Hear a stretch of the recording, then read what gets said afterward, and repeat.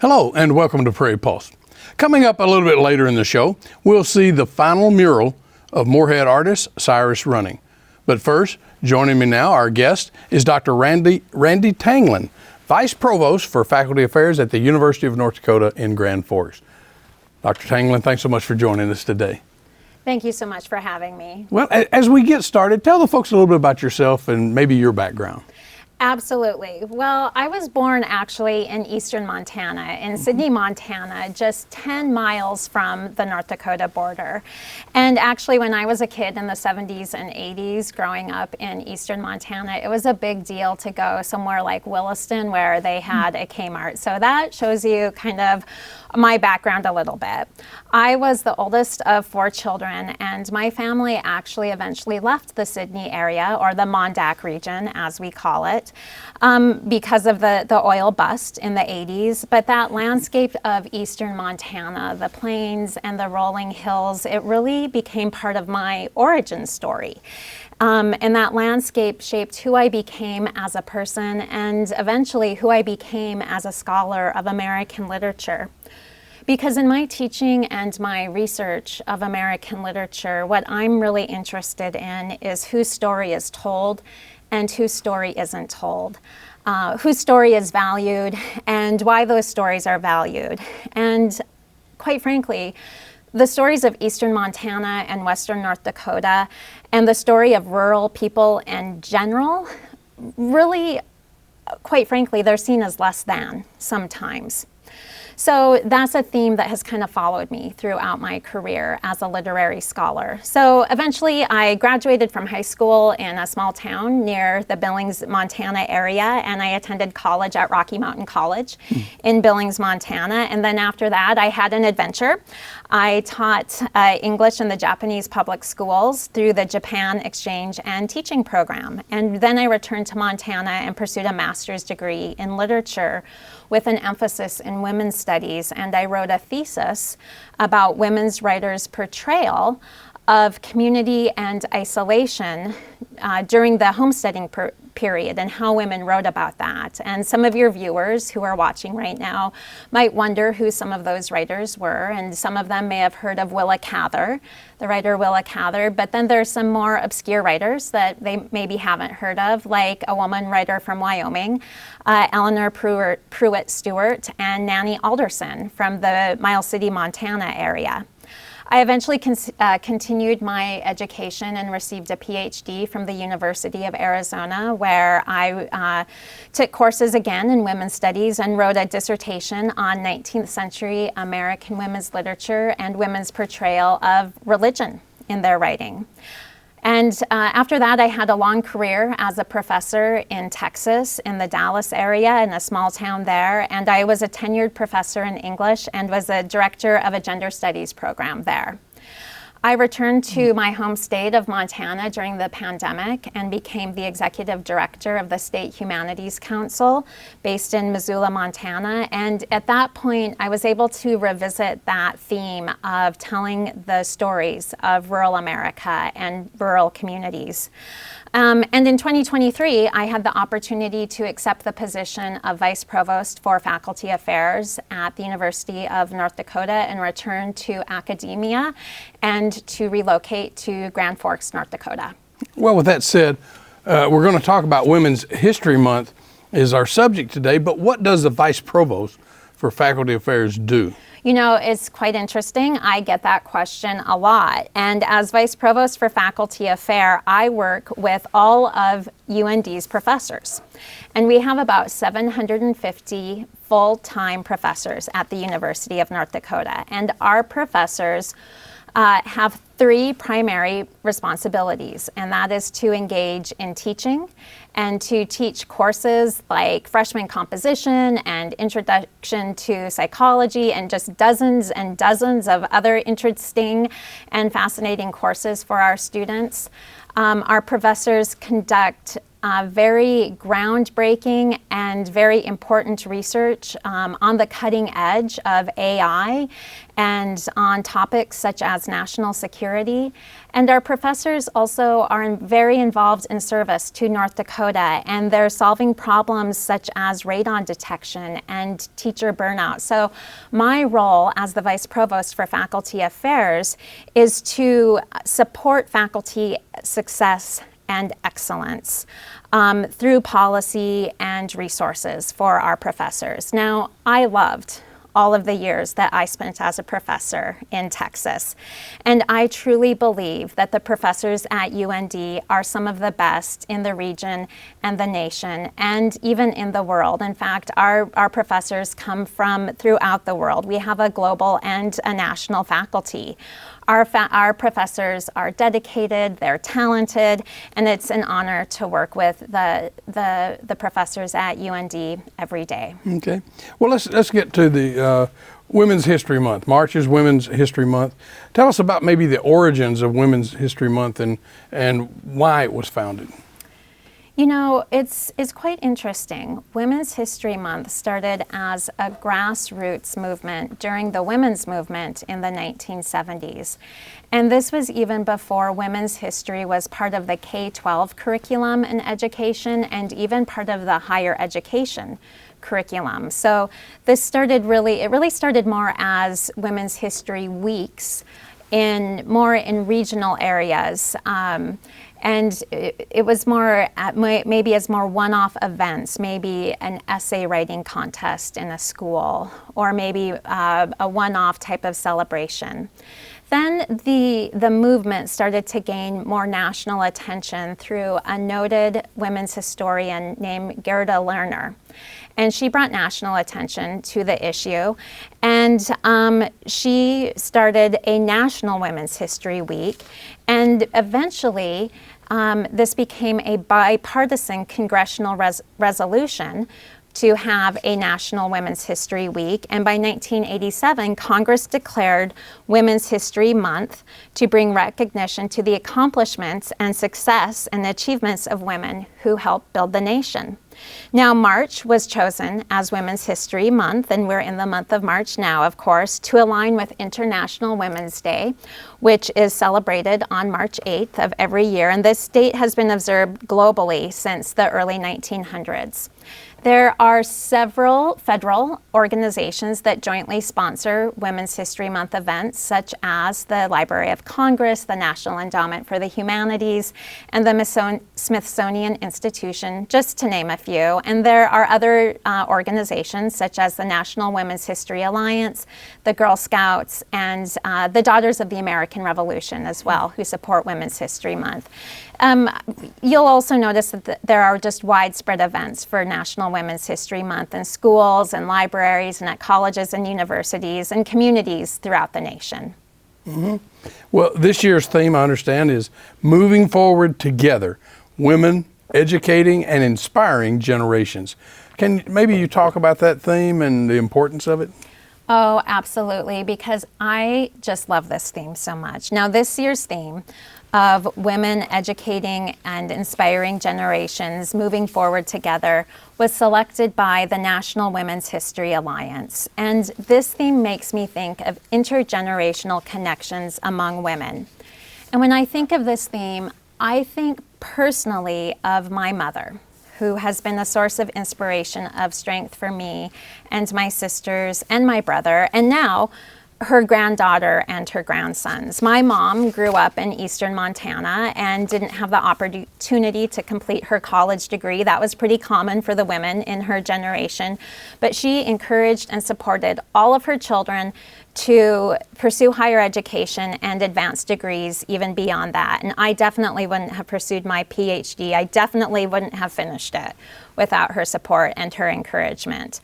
My mother had an incredibly successful career and was promoted several times as a public servant. She's retired now, and she definitely provided me with a strong example of a professional woman who cared deeply about her family. In my own life, then, I have this network of support of women, sisters, and cousins, and aunts. What one scholar named Carol Smith Rosenberg would call the female world of love and ritual, a network of how women have historically created meaning in their lives through networks of support and influence. I also have a network of professional mentors through academia and at UND who've supported me, women who've supported me as a woman leader. Also, over the years, I've been able to support other women, and I think especially of my students. And we have one of these students here today, an intern in my office, a psychology major at UND, Nicole Dumlau from Valley City. And I can tell you that over the years, I'm the one who's supposed to be mentoring students, but I learn so much from them, just how to be a curious, kind, and gracious and better person. So that female world of love and ritual and that theme of inspiring and educating generation, that really speaks to me during Women's History Month, and I really hope it speaks to your viewers as well. Yeah. So how do you personally commemorate and honor this month? I mean, are there certain activities you either attended or will attend at UND or Grand Forks or across the state? Yeah, absolutely. In Grand Forks, actually, there are several opportunities to celebrate and acknowledge Women's History Month. One is the Rise and Reclaim art exhibit that's on display in downtown Grand Forks through March 30th. And I would encourage anyone who happens to be in Grand Forks or who lives in Grand Forks and hasn't had the opportunity to visit this collaboration between the Equal Rights Association, Art for Vets, and the Grand Forks Women's Fund. Local women artists have created paintings and sculptures. There's even a crochet performance art piece around the theme of Rise and Reclaim. Now, at the North Dakota Museum of Art, we have a display through March 30th of critically acclaimed artists, contemporary artists from Ukraine who are displaying art on the theme of women at war. And this is a variety of artistic media by women who are giving their perspectives on war, both as participants and as witnesses to war. And this is very unique because typically and traditionally, art about war is produced from the male perspective. So to have this perspective of female artists is so powerful. And this is at the North Dakota Museum of Art in Grand Forks through March 30th. And then another artistic opportunity through the arts is at the Empire Art Center in Grand Forks, where a play called Becky, Nurse of Salem will be performed by a local cast at the end of March, March 26th through 30th. This is a play that is a modern day response to the Salem witch trials and a response to Arthur Miller as well. And as you can imagine, this is quite a dark comedy, and that is at the end of this month. Okay. Well, you mentioned International Women's Day on March the 8th. And of course, I guess International Women's Day had a theme for all women and girls' rights, equality, empowerment. Can you talk a little bit about that and how it maybe ties in with the other theme? There, you got two different themes here. Yeah, that's just because there's different organizations who are so involved in International Women's Day and then, of course, National Women's History Month. International Women's Day is aligned more with the United Nations and has been recognized by the United Nations since 1975, although International Women's Day has been acknowledged throughout the world since the early 1900s, aligned more with the suffrage movement. So that's where its roots really began, as an effort to promote women's rights, especially women's suffrage and the right to vote. This year's theme, as you mentioned, is for all women and girls' rights, equalities, and empowerment. And this is because, and this is just what we find and what the UN General Assembly recognizes is that securing peace and all types of social progress and human rights requires women's active participation in society, and to acknowledge women's contribution and their equality and their empowerment contributes to the strengthening of international peace and international security overall. Well, there's been a lot of conversation and maybe some controversy recently over diversity, equity, and inclusion, DEI initiatives. In your work with students, faculty, and the public, how do you navigate these conversations? Yeah, I guess I would say that in my work with professors at different institutions and in my conversations with professors and colleagues throughout academia, I have found that professors tend to really focus on the practical, everyday benefits that we see when all students have the opportunity to thrive on campus and in classrooms. And in my work with students over the years, I've just observed that learning environments are more dynamic and they're more effective when we can include a variety of perspectives and experiences for students. Now, you mentioned the controversies around DEI, and I'm not necessarily going to address that in this interview, but what I will say is that in today's society, we really seem to be talking past each other when it comes to issues of DEI, instead of really talking to each other. And there was a book that I read several years ago that really sort of changed my thinking about this. And this book was called Strangers in Their Own Land by the sociologist Arlie Hochschild. And in that book, she talks about the empathy wall. And by the empathy wall, Dr. Hochschild means that fear that we have when we refuse to take the perspective of those who disagree with us. And that fear comes from believing that taking another's perspective will water down or weaken our analysis of important situations or important and controversial topics. And as an academic, I am definitely guilty of this. I want to remain objective. I don't want emotions to change my mind. I want to have a very intellectual, objective analysis of a situation. But Dr. Hochschild says is that when we actually scale that empathy wall, that when we can relate to those who disagree with us, that is actually when the most meaningful and important analysis can take place.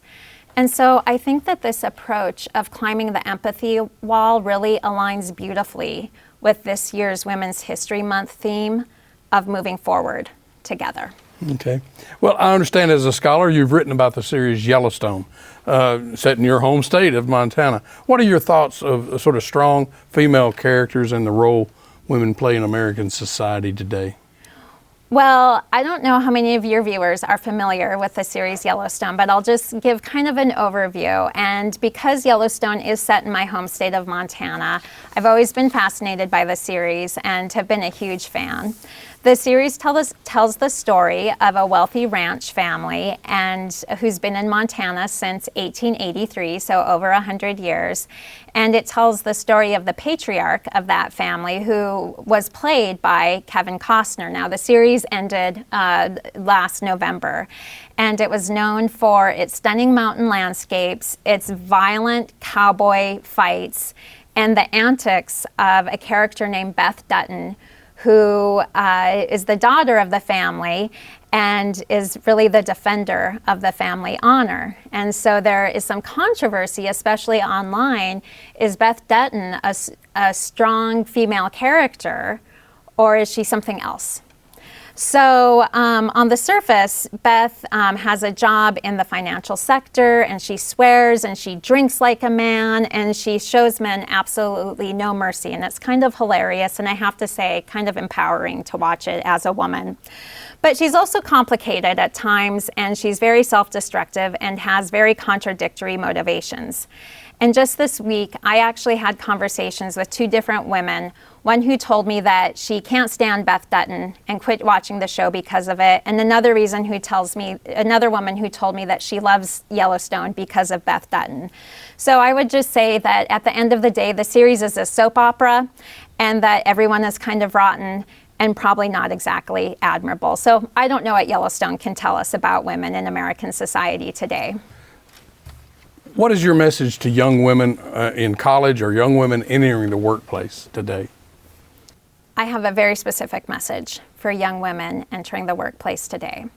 If there is an opportunity or a job or a promotion that you want to apply for, just go for it. Even if you don't perfectly check all of the boxes. I have been amazed in my work as a professional woman and in my work with students, how many qualified women do not apply for jobs that they are perfectly qualified for and would be great at, just because there's one word or one phrase or one box that they don't check because they think it doesn't apply for them. And there have been studies that have shown that women are less likely than men to apply for jobs when they think they don't, when they think that they aren't 100% fully qualified for every component of the job. But men are likely to apply for the jobs when they meet about 60% of the qualifications. So go for it, women. You are way more qualified than you think. Well, unfortunately, we are out of time. If people want more information, where can they go? If people want more information about Women's History Month events in Grand Forks, please go to und.edu. Thanks so much for joining us today. Wonderful. Thank you. Stay tuned for more.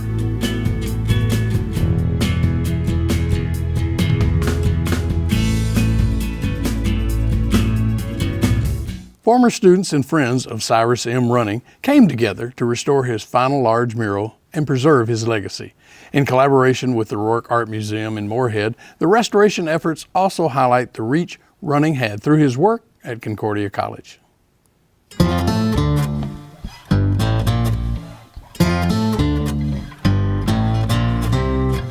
Cy was really a force to be acknowledged and revered in the Fargo-Moorhead area. Students who took art at Concordia during the running period went there because of him and his design ability. His Wikipedia article says that he was a regionalist painter, and that's a little too confining for Running. He grew up in this big part of the United States we used to call the Great American Desert, born in Veblen, South Dakota, where his father was a Lutheran pastor. They moved to two parishes in Montana, Big Sandy and Havre, and then to Idaho before they circled back to Minnesota, to Zumbrota, where he graduated from high school, and he went to Northfield to St. Olaf College. Came to Concordia in 1940 to really start the art department. Cy Running was my teacher at Concordia College from 65 to 69. And I took design from him, I took painting from him. He was a mentor to me and fellow students. He was a wonderful guy. He was known for his design work, his ability to break up space and organize space. And everything was very figurative. He has a fine hand and a very firm hand when it comes to making things. Good at drawing, good at making.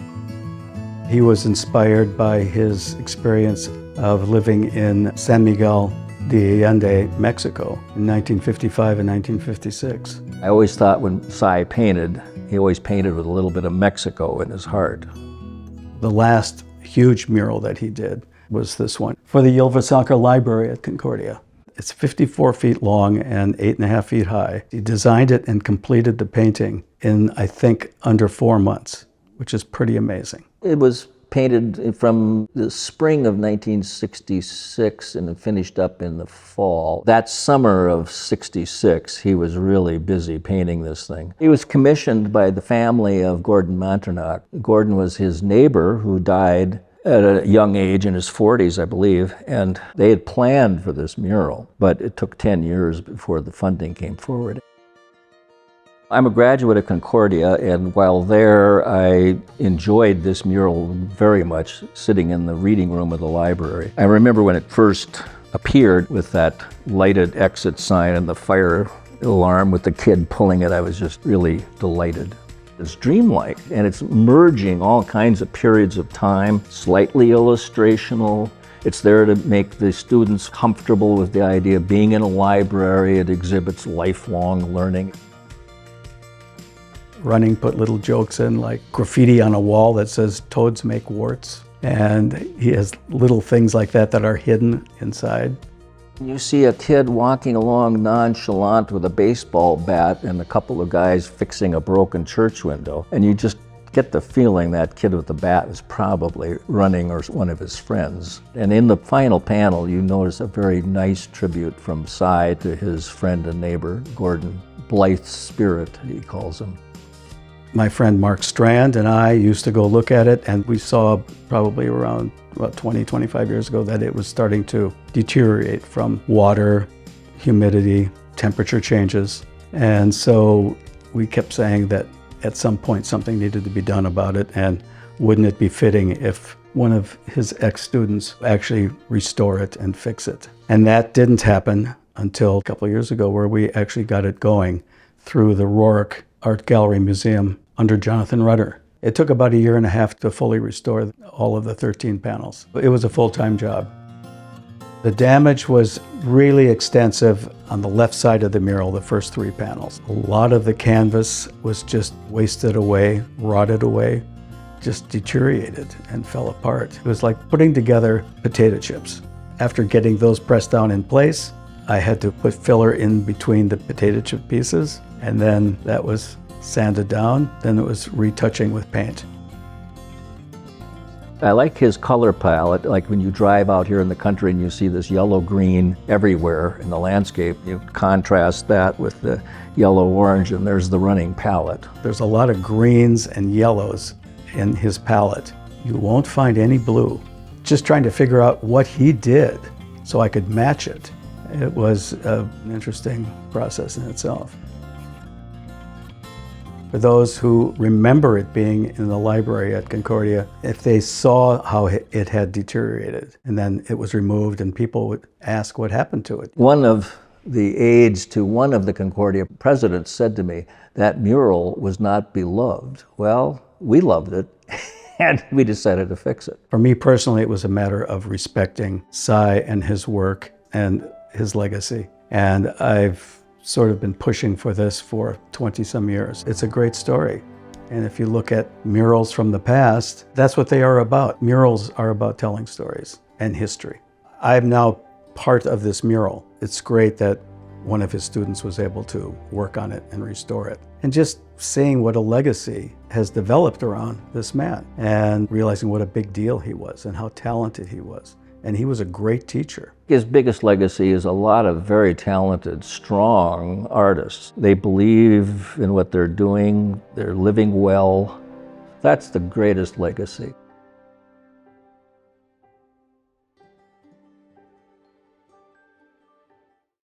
Well, that's all we have on Prairie Post this week, and as always, thanks for watching.